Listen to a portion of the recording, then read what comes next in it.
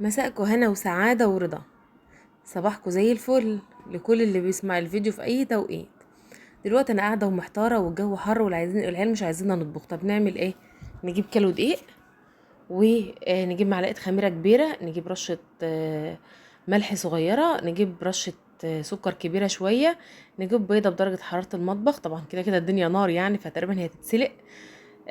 ونجيب كمان كوبايتين لبن وتزوديهم ميه لو حبيتي، لو الكميه يعني الدقيق حب يحتاج اكتر من كوبايتين لبن، وتعجنيهم بقى على ايدك في العجان زي ما تحبي لحد ما يوصلوا عجينه كده جميله وطريه وحاجه كده ما شاء الله اللهم بارك، ما حصلتش زي اللي هنشوفها مع بعض دلوقتي. هتبداي طبعا تزودي شويه بشويه لحد العجينه ما تظبط معاكي، وبعد ما خلاص ما قبل ما تنتهي كده بحوالي دقيقتين تحطي حوالي من ربع كوبايه زيت علشان العجينه تطلع معاكي زي ما انت عايزاها. تمام تمام، هيبقى معاكي عجينه. شايفين النعوميه ناعمه جدا بجد، والله بجد ناعمه ما شاء الله اللهم بارك. هظبطها كده معايا وهقفل عليها فوطه من فوطك او باي حاجه، المهم تغطيها يعني. تمام. بعد كده هتقطعيها قطع على قد الصينيه اللي انت هتعملها. انا كان معايا كيلو دقيق، عمل لي بيتزايه، عمل لي بيتزايه كبيره وبيتزايه صغيره كده. بس البيتزايه الكبيره دي انا بعملها طبقتين، يعني انا بحشيها نظام بيتزايه فطيره، فاهمين؟ يعني انا ببطط البيتزايه زي ما انتم شايفينها كده، بفردها معانا في الصينيه. تمام. وبعمل بقى انا الصلصه بتاعتي بتاعت البيتزا.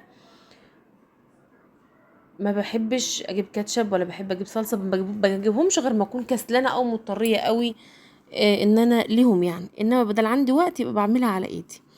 بتقشري فصين توم وطماطم وتحط لها بقى بابريكا وملح وفلفل وكمون وكزبره، او لو حابه تعمليها ببصله صغيره برضو بتعمليها زي ما انت عاوزه. تطلع معاكي طعمها حلو، بتدي العجينه تيست كده، بصراحه بيودي في حته تانية خالص. هتبداي توزعي معايا زي ما قلت لكم كتير، الناس اللي متابعاني وعارفه البيتزا بتاعتي انا بحب افرم كل حاجه مطبوخه. ولادي ما بيحبوش حاجه نيه، يعني ما بيحبوش الفلفل ني، الطماطم نيه، ما بيحبوش الحاجه نيه عليه. لما بعصج اللحمه بتاعتي بحط عليها بقى ايه؟ الفلفل الرومي والفلفل فلفل حار، لو عايزه فلفل الوان، بحط طماطم، بحط فيها كل طبعا بقى كميه بصل كويسه، بحط فيها كل حاجه. ودي حطيت على فكره طبقه كمان ورجعت حطيت برضو من على الوش كل الخلطه دي. انا بعملها كتير معاكم قبل كده، واللي مش عارف الطريقه بالظبط يدخل كده ويدور هيلاقيها ان شاء الله. طالعه معايا وحياه ربنا يا ولاد بجد فوق التحفه. مش هقولك ما بتتكلفش، على فكره بتتكلف جديد. كيس الموتزاريلا النص كيلو بقى ب65 جنيه، اللي هو اللي مش عارفه 400 جرام بقى ب30 جنيه. ودي طبعا بتاخد لها، قولي مثلا كيس موتزاريلا هتاخد لها نص كيلو لحمه مفرومه، هتاخد لها كيلو دقيق. هي بتتكلف بس انا ما بحبش اشتريها من بره بصراحه، ولا ولادي بيحبوا. ف وما احنا في بلد ارياف يعني اي حاجه بنعملها بايدينا وكده. شايفين؟ بس من كتر سخونيتها انا مش عارفه اقطعها لكم. انا بحاول بقدر ما يمكن عشان اوريكم وطه الموتزاريلا. شوفوا بتطلع دخان ازاي من تحت، متحمره حلوه قوي.